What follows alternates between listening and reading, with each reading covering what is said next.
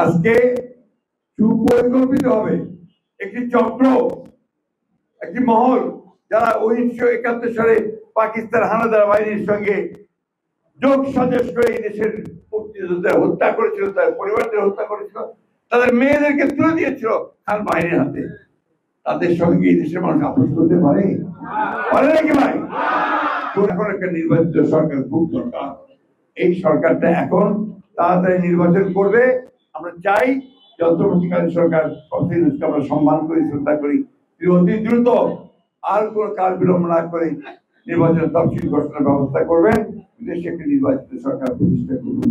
আজকে সুপরিকল্পিত হবে একটি চক্র, একটি মহল, যারা 1971 সালে পাকিস্তান হানাদার বাহিনীর সঙ্গে যোগ সাজস করে এই দেশের মুক্তিযোদ্ধাদের হত্যা করেছিল, তার পরিবারদের হত্যা করেছিল, তাদের মেয়েদেরকে তুলে দিয়েছিল খান বাহিনীর হাতে। তাদের সঙ্গে এই দেশের মানুষ আপোষ করতে পারে নাকি ভাই? করে কইবা হবে তো, মুক্তিযুদ্ধ করতে হবে তো। RICL TMX, যুগের পর যুগ স্থাপনা থাকে মজবুত।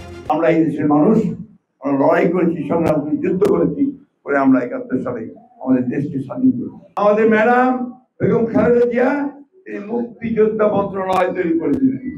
আমরা এইসব ভুলে যাবো না ভাই, তাই না? আজকে তো আপনারা অনেকে ভাতা পাচ্ছেন, তাই না? এই ভাতা শূন্য করেছেন কিন্তু আপনারা আমাদের। ভাই আপনাদের কাছে আমি বিদায় নিয়ে যাচ্ছি। আমিও বয়স হয়ে গেছি, বুড়া হয়ে গেছি।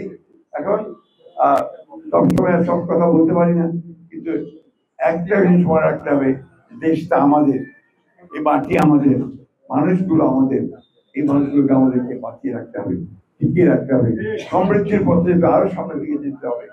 আমাদের মুক্তিযোদ্ধার সন্তান তারেক রহমান প্রজন্ম, ঠিক না? উনিও জেল খাটছেন 71 সালে। 1971 সালে পাক হানাদার বাহিনী তাদেরকে গ্রেফতার করে জেলে রেখেছিল ম্যাডাম খালেদা জিয়াকে, তার সঙ্গে তার দুই পুত্রকে, এই আজকে তারেক রহমান, ফখরুর রহমান। তাদের সকলের কাছে কিন্তু মুক্তিযুদ্ধটা আমাদের বুকের মধ্যে এটা একদম বেঁধে আছে, এটা বাইরে হওয়ার কোনো উপায় নেই, তাই না ভাই? আমি আপনাদের আবারও ক্ষমা চাচ্ছি যে আমি থাকতে পারছি না, আমি চলে যাচ্ছি। আপনারা ভালো থাকবেন, সুস্থ থাকবেন। মুক্তিযোদ্ধারা